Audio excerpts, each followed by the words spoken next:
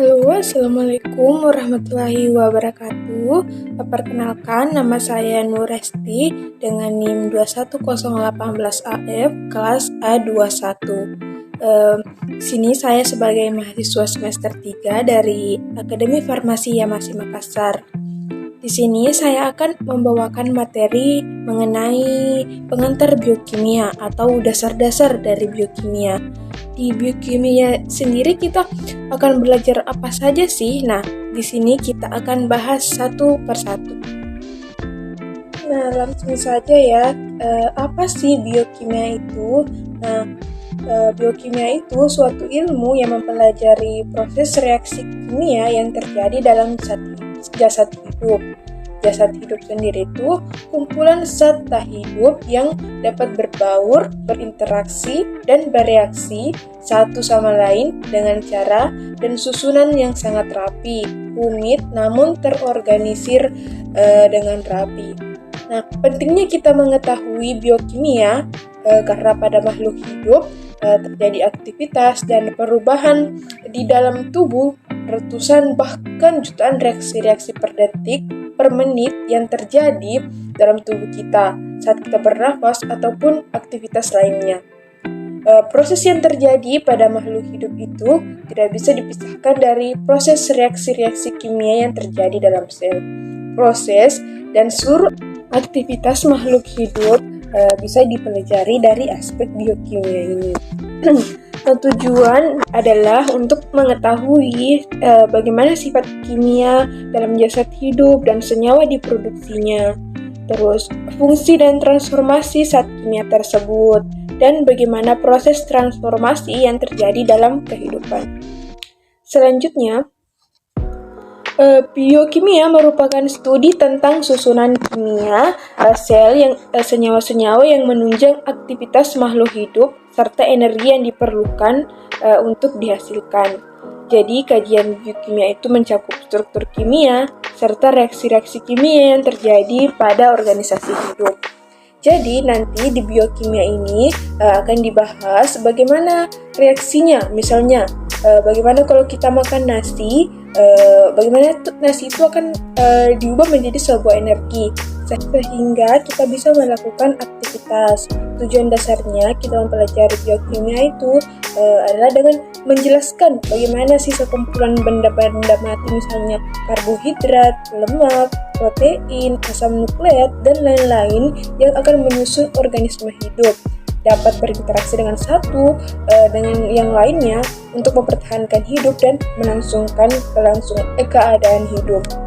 Kemudian mempelajari biokimia itu kita dapat mengetahui reaksi-reaksi kimia yang terjadi dalam sel, menjelaskan aspek bagaimana efek farmakologi ataupun toksikologinya, sehingga kita akan mampu mengontrol hal-hal dari luar lingkungan yang mempengaruhi proses dalam tubuh. Serta metabolisme, apa yang disebut dengan metabolisme tadi ya yang seperti saya jelaskan. Jadi bagaimana saat kita makan nasi lalu ditambahkan dengan protein dari ikan misalnya, ditambahkan lemak, apa yang akan terjadi, apa yang akan bereaksi dalam tubuh kita sehingga lemak, karbohidrat, vitamin, mineral itu terjadi dalam tubuh kita sehingga dapat diubah menjadi energi, diubah menjadi suatu hal yang bermanfaat sehingga kita bisa melakukan aktivitas. Kita akan membahas semua itu dalam biokimia. Selanjutnya, sejarah biokimia. Lalu kapan sih biokimia ini muncul?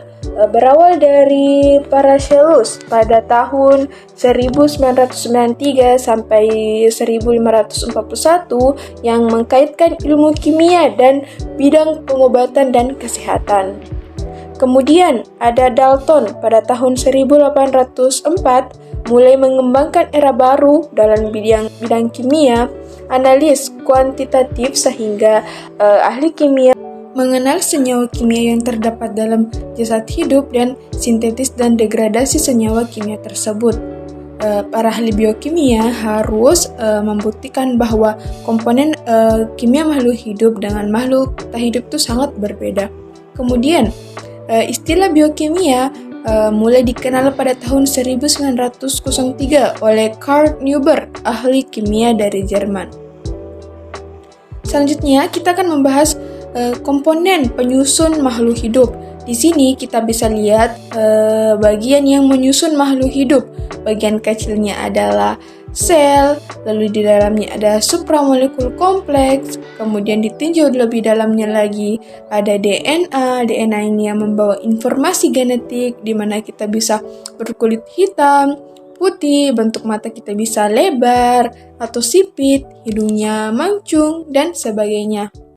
Di dalamnya lagi itu ada sebagai unit-unit terkecilnya terdiri dari nukleotida.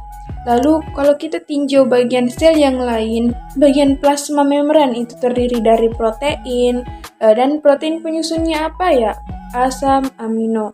Begitu juga dengan dinding sel terdiri dari selulosa, di mana di dalamnya itu ada gula atau glukosa. Selanjutnya, organel sel dalam sel hidup. Di sini ada misalnya membran sel yang bisa ini mengeluarkan sisa-sisa metabolisme dan sintetis dinding sel. Bisa dikeluarkan apa yang harus dikeluarkan dan apa yang bisa dimasukkan ke dalam sel. Terus ada inti sel atau nukleus. Ini fungsinya untuk membawa informasi genetik. Juga bisa sebagai terjadinya replikasi DNA yang terjadi dalam inti sel ini. Kemudian ada mitokondria yang merupakan tempat pembentukan energi. Pada mitokondria ini kaya akan enzim, karena itu tadi di sini terjadi pembentukan energi di mana prosesnya itu membutuhkan banyak enzim, dan mitokondria ini juga mengandung DNA. Selanjutnya ada retikulum endoplasma sebagai tempat sintetis protein, dan bagian-bagian sel yang lainnya yang memiliki fungsinya masing-masing. Selanjutnya, komposisi sel hidup, di mana sel hidup itu terdiri dari 7-90% terdiri dari air atau H2O. Kemudian susunan yang lainnya terdiri atas senyawa kimia yang disebut biomolekul. Biomolekul ini semua senyawa yang terdapat di dalam sel hidup yang mengadakan interaksi yang terarah atau teratur sehingga menampakkan ciri hidup, susunan kimia, dan sifat selektif makhluk hidup, di mana biomolekul ini terdiri dari 4 grup monomer utama, yaitu ada karbohidrat, ada protein, lipid atau lemak, kemudian ada asam nukleat. Nah, ini tadi, protein itu terbentuk dari asam amino, kemudian ada karbohidrat dapat berupa monosakarida, oligosakarida, kemudian polisakarida. Terus lipid atau lemak dapat berupa trigliserida, fosfolipid, ataupun steroid. Kemudian ada asam nukleat terdiri atas DNA ataupun RNA. Selanjutnya, kita harus memahami bagaimana sih mekanisme biomolekul yang membuat makhluk tak hidup menjadi hidup. Nah, di sini itu ada katabolisme dan anabolisme. Di sini monomer akan menjadi polimer, ataupun bisa dikatakan katabolisme itu dari molekul yang besar kemudian menjadi energi dan molekul kecil, dan kebalikannya anabolisme dari energi dan molekul kecil menjadi molekul yang besar.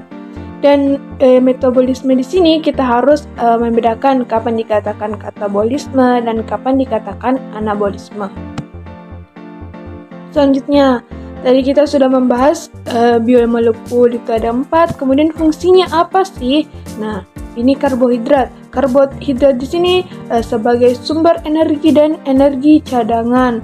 Kemudian komponen struktur membran sel dan dinding sel. Kemudian fungsi protein itu sebagai enzim dan alat transport tubuh, antibodi dan hormon, dan juga sebagai penyimpanan energi. Selanjutnya ada lipid. Lipid ini biasanya ditakutkan nggak mau makan lemak karena bisa bikin gendut. Padahal lemak ini ada fungsinya loh dalam tubuh, di mana ini sebagai pembentuk membran sel, sebagai penghasil hormon, dan juga sebagai sumber energi. Kemudian ada asam nukleat. Asam nukleat di sini fungsinya sebagai faktor genetik, senyawa koenzim, dan sebagai molekul pembawa atau penyimpanan energi, dan juga berperan dalam biosintesis protein. Selanjutnya, kita akan bahas satu persatu dari biomolekul tadi. Di sini ada pertama itu karbohidrat. Rumus kimianya ini CmH2ON. Karbohidrat ini merupakan senyawa makromolekul yang banyak ditemukan pada tanaman, di mana terdapat pati dan selulosa. Kemudian ada pada hewan, pada glikogen dan kitin. Kemudian termasuk senyawa polihidroksialdehid dan polihidroksiketon. Kemudian penggolongan karbohidrat ini ada monosakarida, disakarida, oligosakarida, dan polisakarida. Di sini kita akan bahas satu persatu. Nah ini, monosakarida. Monosakarida itu satu gula. Contohnya ini ada glukosa, galaktosa, dan fruktosa. Selanjutnya, disakarida. Disakarida berarti dua gula. Di sini ada contohnya maltosa. Maltosa ini terdiri atas 2 glukosa. Kemudian ada laktosa. Laktosa ini terdiri dari glukosa dan galaktosa. Terus di sini ada sukrosa. Sukrosa ini terdiri dari glukosa dan fruktosa. Biasanya sukrosa ini disebut gula buah. Kemudian oligosakarida, kelompok karbohidrat ini terdiri atas disakarida, 2 monosakarida yang bergabung. Dan oligosakarida ini sendiri bisa terdiri dari 3-8 unit monosakarida yang bergabung. Nah ini contohnya ada rafinosa atau 3 molekul gula yang tersusun atas ini, galaktosa, glukosa, dan fruktosa. Ini disebutnya rafinosa. Selanjutnya polisakarida. Lebih dari 1 atau 2 atau beberapa unit monosakarida yang pastinya ini lebih kompleks lagi. Contohnya di sini ada pati atau amilum. Di sini ada selulosa. Nah, selulosa ini apa ya? Dinding sel. Karena susunannya yang kompleks maka akan membentuk ini rantai-rantai yang kuat. Selulosa ini kalau dalam tubuh kita, misalnya kalau kita makan sayur dan buah yang mengandung banyak dinding sel atau selulosa ini bisa membantu dalam pencernaan kita. Jadi sumber serat ya kalau dari selulosa ini. Terus di sini contoh lainnya ada glikogen. Selanjutnya kita membahas mengenai lipid atau lemak.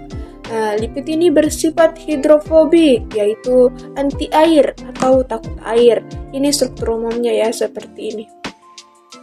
Lemak juga ada macam-macamnya, sama kayak tadi karbohidrat. Di mana sini lemak terdiri dari lemak sederhana, terus termasuk lemak netral di mana ada monogliserida, ada digliserida, dan trigliserida. Terus ada linin atau wax. Ini biasanya pada kutikula daun dan kulit binatang. Terus ada lemak majemuk. Di sini ada fosfolipid. Fosfolipid ini untuk penyusun membran sel. Kemudian ada di sini glikolipid dan lain-lain. Kemudian ada lipid turunan, itu terdiri dari asam lemak, gliserol, steroid, dan lain-lain. Kemudian protein. Protein ini penting bagi sistem biologis untuk mengontrol dan sebagai struktur elemen. Sebagai kontrol apa? Nah, karena protein ini kan merupakan penyusun enzim dan hormon, di mana enzim ini sangat berperan dalam terjadinya metabolisme atau reaksi-reaksi yang terjadi dalam tubuh kita. Dan protein ini sebagai struktur elemen pembentuk misalnya membran sel otot. Ya, kalau yang suka nge-gym, dia itu harus banyak mengonsumsi protein agar otot-ototnya itu terbentuk. Protein ini tersusun atas monomer dari asam amino yang akan membentuk rantai polipeptida, ikatan dalam polipeptida atau antara 2 asam amino, itu biasanya disebut dengan ikatan peptida. Nah, coba lihat di sini deh strukturnya. Satu asam amino dengan satu asam amino yang lainnya bersatu, dia akan membentuk ikatan peptida. Terus di sini ada struktur protein ini ada ini asam amino ini terus ada secondary strukturnya, ada primary strukturnya, ada tertiary struktur, terus kemudian ada quaternary strukturnya. Nah, yang terakhir dalam biomolekul ini ada asam nukleat. Asam nukleat ini merupakan polimer dengan monomernya yang berupa nukleotida. Fungsi asam nukleat ini tadi ya sebagai informasi genetik dan juga sebagai sintesis protein dan transfer energi. Kemudian monomer nukleotida itu terdiri satu gugus fosfat, satu gugus gula pentosa, dan satu gugus gosonitrat. Kemudian jenis asam nukleat itu ada dua, yaitu tadi DNA dan RNA.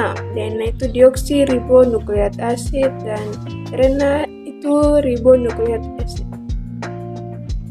Nah, ini tadi pasangan basa nitrogen membentuk ganda helix pada DNA dan tidak pada RNA. Kita coba lihat di sini.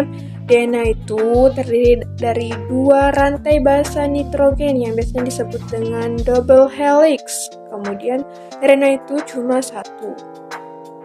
Terus perbedaan yang lainnya itu dari DNA ini memiliki basa nitrogen yang ini ada sitosin, guanin, adenin, dan timin, dan terdiri dari gula deoksiribosa dan satu gugus fosfat. Sedangkan di RNA itu pada gugus hidroksil cincin gulanya. Dari pentosa ini disebut ribosa. Kan tadi di DNA itu gulanya ini deoksiribosa. Terus kalau di RNA ini ribosa gulanya. Terus perbedaannya lagi ada pada basa nitrogennya. Sama-sama memiliki sitosin, guanin, adenin, tapi bedanya di sini nih.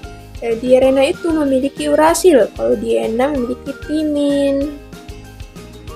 Oke, cukup sekian. Terima kasih saya ucapkan kepada yang sudah menonton sampai habis. Terus semoga video ini ada manfaatnya buat kalian yang sudah menonton. Dan cukup sekian dari Tura tadi materi pengantar biokimia dari saya. Mohon maaf apabila ada kesalahan.